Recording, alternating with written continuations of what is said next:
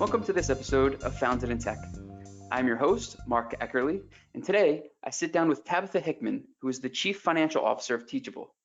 They are working hand in hand with content creators to make a seamless solution for consumers on all fronts. On today's episode, we discuss Teachable's business model, both with content creators as well as their back-end payment processing system, Tabitha's experience working as a one-person team to now a 15-person team, and finally, she passed along some great advice and tips that she learned and now recommends for others in finance or operations. I had a pleasure talking to Tabitha and learning about the exciting things happening at Teachable, and I hope you enjoy our conversation as well.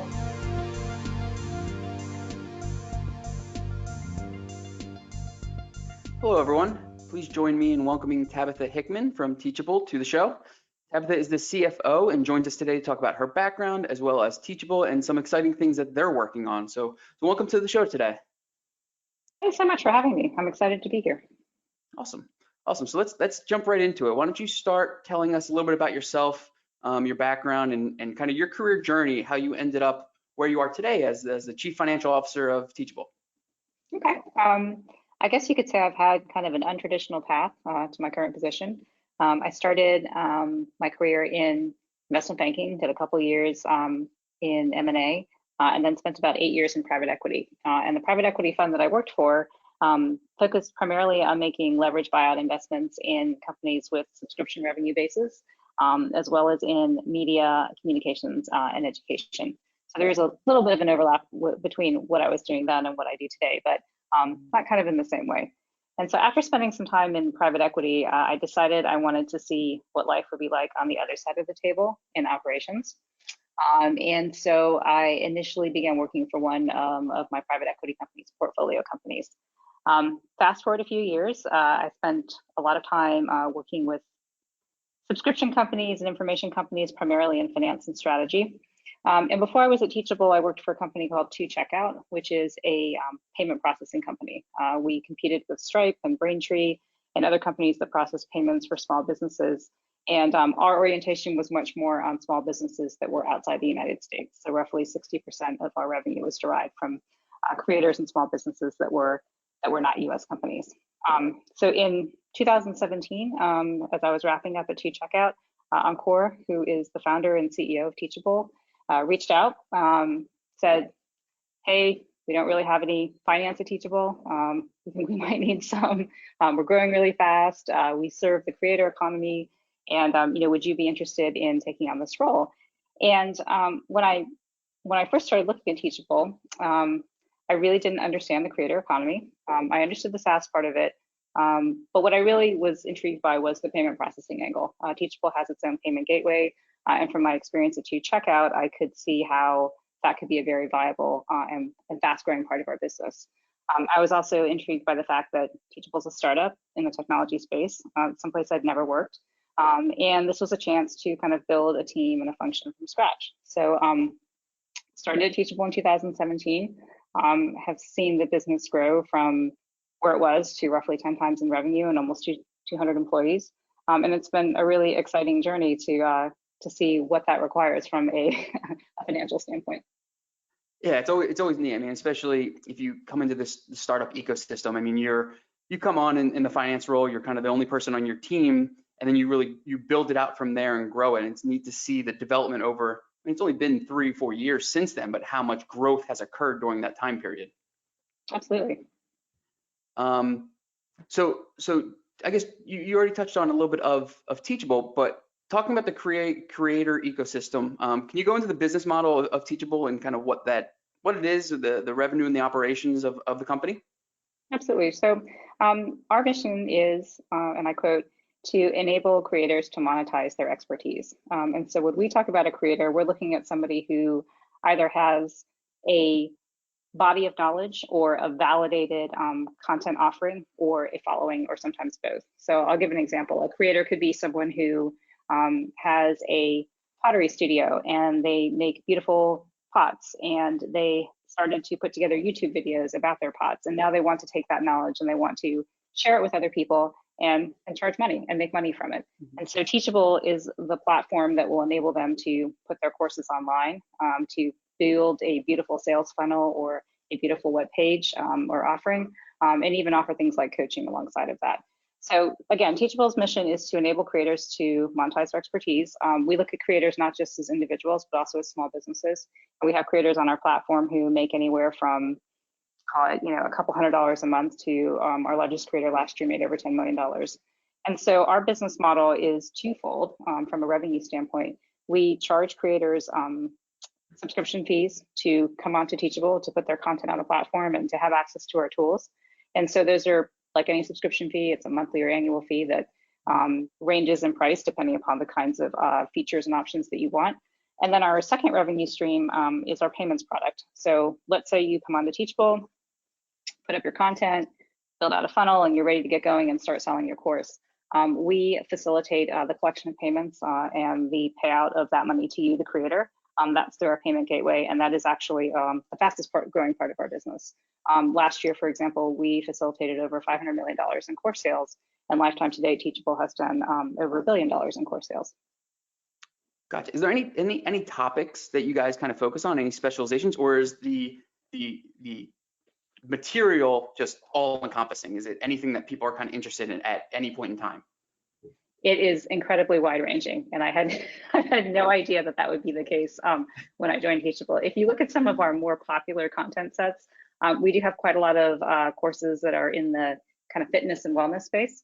We also have a lot of coding classes or sort of technical skills, but we really have anything from how to make sourdough bread to how to feng shui your home to how to code, as I said. I'm thinking of some of our more popular ones, or even financial advice. And one of our largest schools is a school that helps people repair their credit and also achieve financial literacy. So it's really a very broad panoply of content. And it also, we have creators in virtually every country in the world, and our platform is offered in 16 different languages. So we have a number of creators that are not English speaking.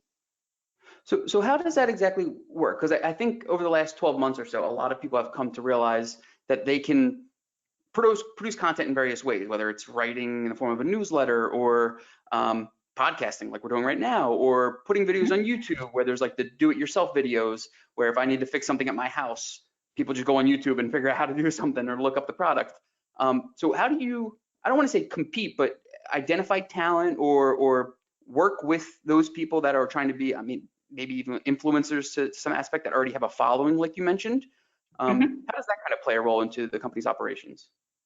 So I think it's probably important to understand sort of how Teachable got started. So when Encore founded Teachable, he had a class on Udemy, and he was very unhappy because Udemy was taking a very big cut of his course sales. And Udemy wasn't allowing him to have access to his students and have their contact information, for example.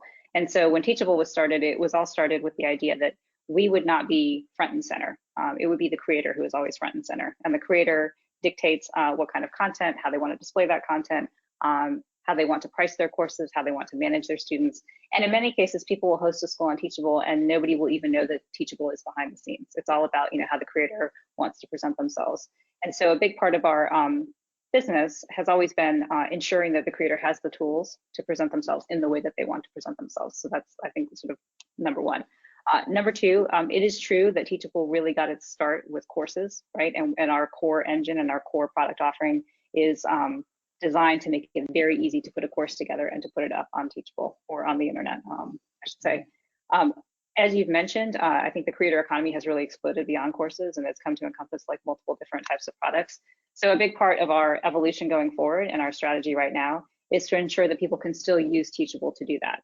People have kind of hacked Teachable to offer downloadables, MP3 files, newsletter subscriptions, all through this kind of like course offering. But one of the things that we started launching last year was what we call products beyond courses. So coaching, for example, is something that you can now offer through Teachable. And increasingly, our platform, our goal is that our platform will be used not just for courses, but for a broader range of information. Gotcha. And what is the typical length, I guess, of some of your material? Is it you mentioned, like, for example, how to make sourdough bread, or there was even like a financial literacy course, which I think both topics can be wide ranging, one maybe a little more than the other. So is there a big cost differential to the consumer? What does that look like? Is there multiple courses, or is it just a one-off video? What would that look like? Yeah, it really very much depends upon the creator and their offerings. I mean, we have courses that are a couple of hours in length, and I think that would probably be sort of on the shorter end. It's a static course. You basically watch the video, and maybe you have like a quiz at the end, or some additional collateral material. But it's a very static experience.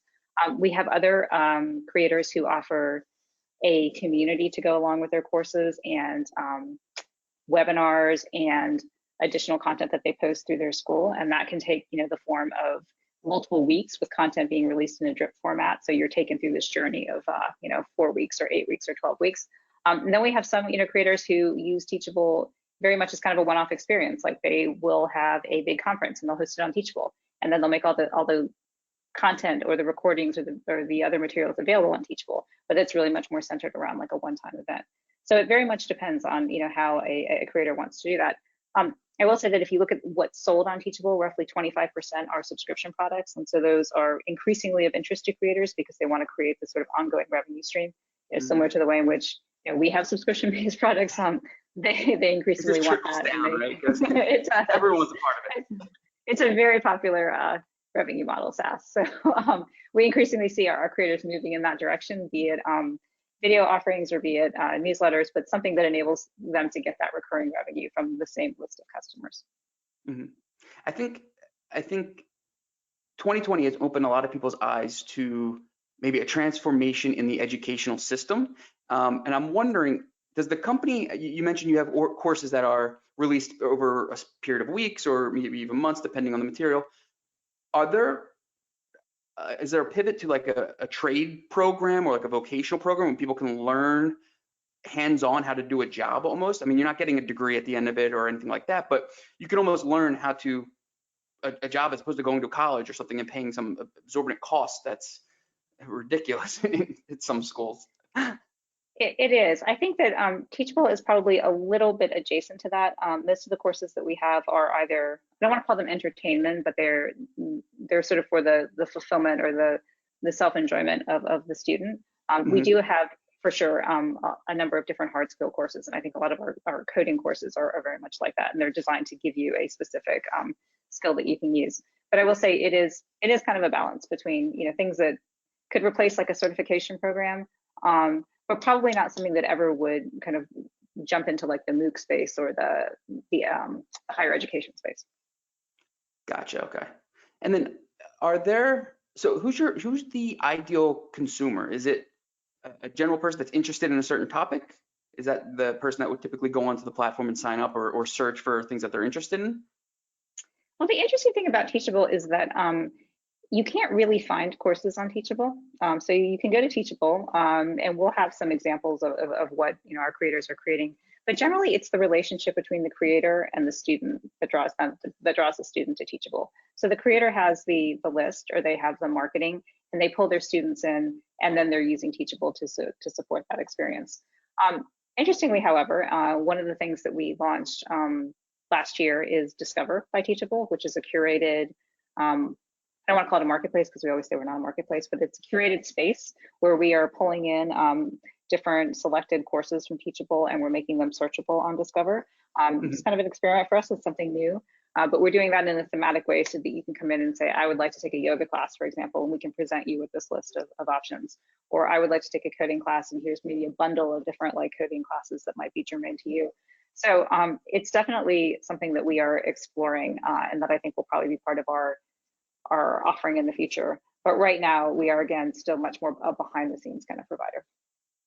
Gotcha. Are a lot of classes live or are they downloaded? If I purchase a course, can I download that and revisit at any point in time and start depending if something comes up? Is it a full hour I have to block to watch something? Is it live? How does that work? Absolutely. So most of our courses are not live. They are they're hosted on our platform. You can go in and you can access them either like on your mobile device or on your computer. We tend to find that people like to watch on both devices, and you can stop and start at your leisure. One of the most popular features that we have for our creators is a dashboard which identifies different statistics around that usage. So like, how long did it take somebody to get through the course? How many times did they stop? Is there a certain point in the course that they're stopping? And maybe putting a comment in the comment section so that they can ask a question or they can get feedback from the creator. And those kinds of like analytics are very helpful for our creators in determining kind of how they're creating their content and what they might want to do next. That is one of the neat parts. I mean, as we've evolved and technology has developed, just seeing the data analytics behind things like this, and you can kind of use that going forward to craft your material and see what's working, what's not working. That's one of the parts that interests me the most. It's very cool. And the one reason I asked about who the ideal consumer is because I think in today's work environment, right, everything's virtual now. We're not as in the office as much. There's a lot more virtual events happening.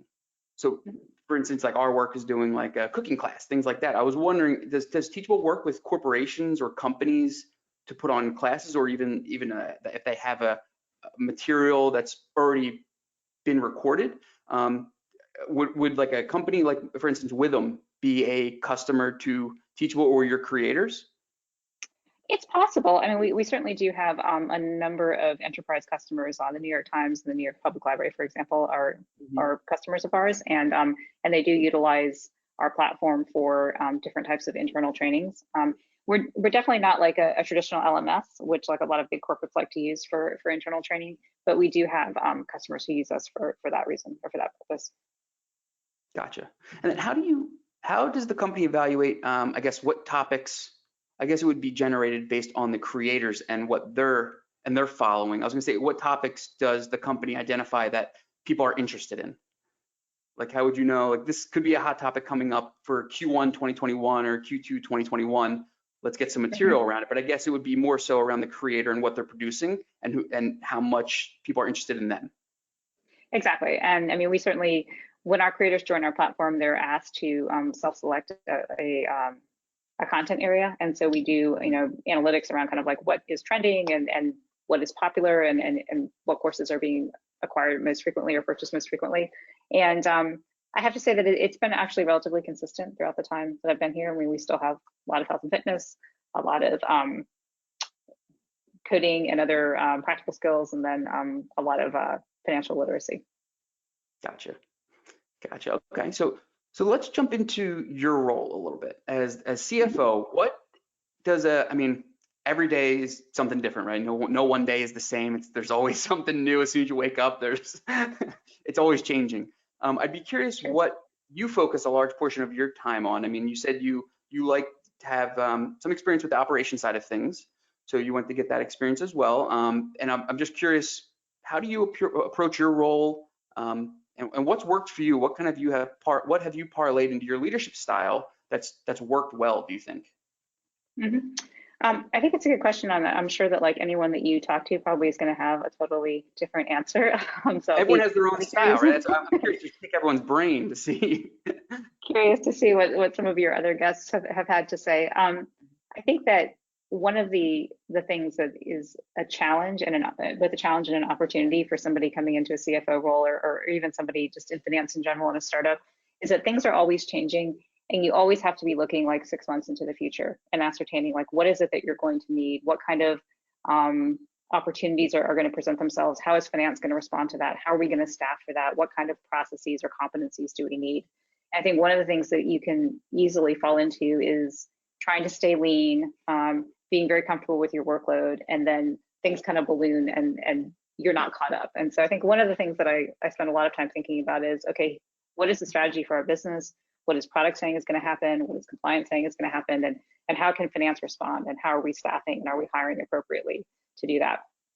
I think the other thing that happens when you go from being sort of a one-person team to where we are now, which is a 15-person finance team, how are you able to kind of let go of things? I think, we all come in with certain skill sets, and I think I've never had, an accounting background or an accounting skill set. And so it was very obvious to me that the first person I needed to hire was a really strong controller. And we have, a great controller who introduced us to Rhythm and who has helped build out that team.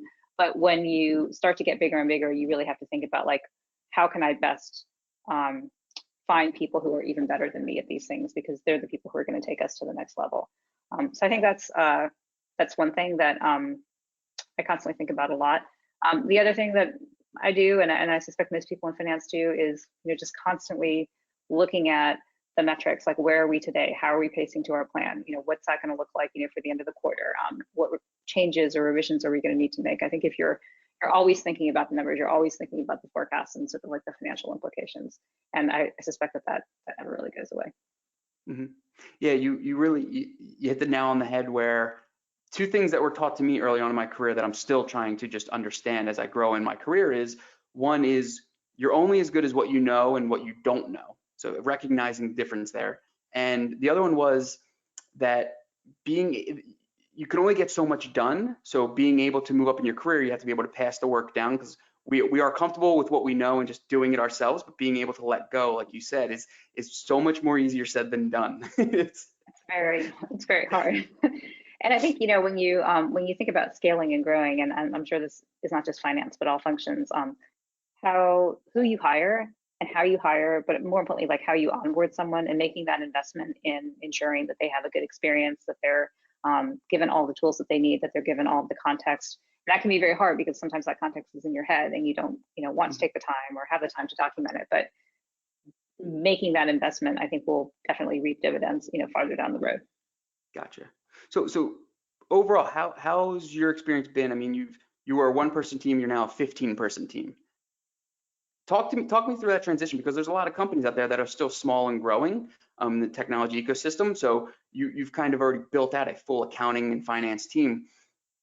What was that like? I mean, it's been a 4-year fast journey, and I'm just curious, get your thoughts. I mean, it's a lot of moving parts. You've worn a lot of different hats, I'm sure. Sure. And so I think it is, as you mentioned, sort of identifying like, well, what can I do as an individual and how can I utilize my strengths? And, right off the bat, what do I need and what do I not have? And so, again, my background is much more in kind of like the FP&A, and to a certain degree, the treasury space with payments, definitely not in accounting. So it was a priority to hire into the controllership and into the accounting space first. Subsequent to that, we expanded into FP&A, and helped to staff that group.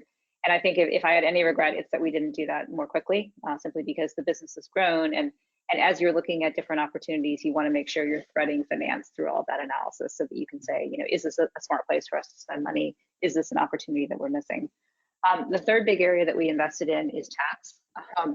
I know that might seem somewhat counterintuitive, but because Teachable has this bifurcated revenue model, we have not only to deal with things like Wayfair, which is, obviously become a very big challenge for a lot of businesses, digital businesses, but because of our marketplace, we also have marketplace facilitator requirements that we need to be mindful of because we're selling products through our gateway. And so that's actually become a very big area of focus and will be an increasing area of focus as we staff up, not only for our US tax compliance, but also for our worldwide tax compliance. So it's probably been, kind of sequential in terms of how we built out each of those teams, but really it was much more about, again, like where are we going to be in 6 months and what is it that we're lacking right now that we need to fill, or what might we need to fill in the next 6 months. So for example, we hired our first tax person about a year ago, and that team will probably be 3 or 4 people by the end of this year. But it was because a year ago we said, okay, we know that by the end of this year we're going to have certain aspects built into our product to address sales tax. So we need to get ahead of that. So we make sure that there's somebody there on the finance side to match that product opportunity. Mm-hmm. Yeah, tax is never the most exciting topic, but it's one of those necessary evils where you have to. It's one of those things you have to do every year. Absolutely, it's very complicated. It's only getting more complicated every year. They never make it simpler. That's true. So part of your role is, you said, looking into the future. I'd be curious, over the last year or two, you said you came out with a couple new products, the Discover, not Marketplace, the Discover search engine to find the courses. And there was the creator content where I believe you mentioned, what is on the horizon? I guess, what does 2021 look like as far as building out next adventures? Is there anything that you guys are trying to work with, see potential opportunities? I'm curious. Yeah, so I think it kind of goes back to what we talked about at the top of the conversation. We are serving this very dynamic environment. We're serving a market that continues to grow, but we need to continue to be nimble. We need to respond to that. And one of the main areas in which we're going to do that is by increasingly broadening what you can do on Teachable. So yes, you can create a course. Yes, you can offer coaching. Yes, you can kind of hack your way into an ebook, but we want to make our platform effectively the operating system for the creator economy, so that you can do more things like podcasts, for example, or books, or create like a cohort-based challenge if you want to, all within this one ecosystem. And sort of in parallel to that, one of the things that differentiates Teachable from some of our competitors is that we do have this payments offering. So, you come to Teachable, you start selling things, we manage your money, we manage your taxes in the United States, we manage taxes in the EU, so we make it very easy for you.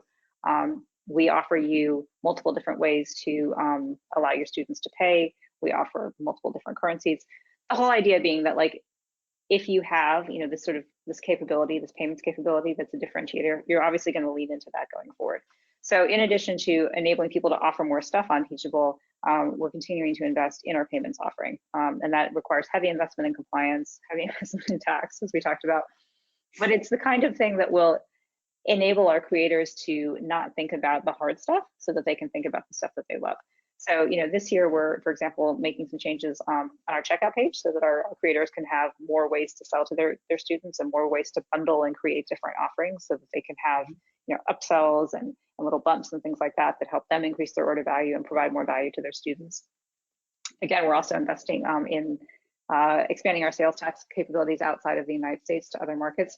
So those are the types of things that we'll continue to see, probably not just in 2021, but probably for the next 3 years.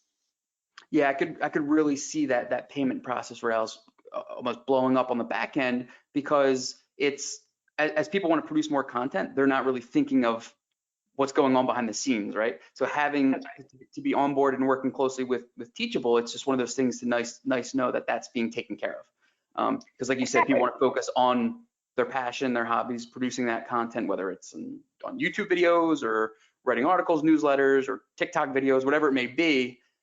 It's just to know that it's all being taken care of by you and your team. Correct, exactly. So jumping on, I guess, going back, we talked about the future a little bit. What was 2020 like for you and the company? How have you guys kind of transformed through this new virtual environment? What was COVID's impact on the company? Not to get too, I guess, negative here, but I'm just curious, how did you survive through this whole pandemic? I mean, it's always nice to hear how companies are doing, and I'm just curious to know what you and your team did. So I think from an overall business standpoint, COVID was hugely beneficial to Teachable. We saw a dramatic, kind of acceleration in revenue and interest, and I don't think that's a surprise. From a company standpoint, from an employee standpoint, it was obviously very challenging. I think that goes without saying that even with all the tools that we have, and even with all the efforts that we've made to stay in touch, it has been challenging for the company and for our team. We were acquired last year by a company in Brazil, and so that adds an additional element of complexity. I think that what we've done very successfully is really maintained a lot of our communication cadence, and maybe increased it across the company. So we have biweekly all hands, we have daily stand-ups with many of our teams. And I think for some people, maybe people for whom one-on-one or interpersonal communication might have been a bit more challenging, they actually felt a bit more open in kind of like a technologically facilitated environment. So I think we've done a good job of trying to maintain those channels, and our people team has done a phenomenal job of providing different virtual events and different virtual get-togethers and things that will try and keep us close. What I do think it's done, however, is it's made us rethink a lot about remote work and about the office, as I'm sure like other people are thinking. We moved into our office roughly 2 weeks before COVID started, this big new office where we were going to put like hundreds of people. And no. yeah, that's kind of a painful bill to see each month. But as we've been able to, number one, become more successful working remotely, and as people have started to kind of rethink how they want to balance work and balance life, I think as a company, we've become much more open to remote work. And that was not something that we were very open to before. And so we are not coming back to the office before September. Mm-hmm. But when we do, what we're allowing our teams to do is to decide, like, do you want to be kind of a hybrid team and come into the office sometime and not be in the office other times? Or do you want to take the approach that you're going to allow more people on your team to be remote? So for example, in finance, we actually have a few people now who will always be remote. They will never come to New York, or maybe they will come for special events, but they will always live somewhere else. And so it's been a change for us. I think it'll require some rethinking about how we reconfigure the office when we go back. It also requires us to think very hard about how do we ensure that all those people who are remote, still remain kind of like connected to the company. And we're starting to think about, what that looks like. But it's also given us a lot more freedom in terms of talent acquisition. We can reach into different markets that we wouldn't have approached before. We can find people with much more diverse backgrounds and different perspectives. And so that's been kind of, I think, a pleasant surprise that we might not have embraced before COVID. Yeah, I think that's one of the neat things that this has kind of opened everyone's eyes to is the aspect of remote work and just the offering of talent, right? You can hire anyone, you can work wherever you are. I mean, and I love what you said there, where you said it opens up to everyone's perspectives and ideas because everyone comes from different backgrounds, they have different upbringings, they've been all over. So just having some different voices in the room is nice for brainstorming activities and things like that. Absolutely.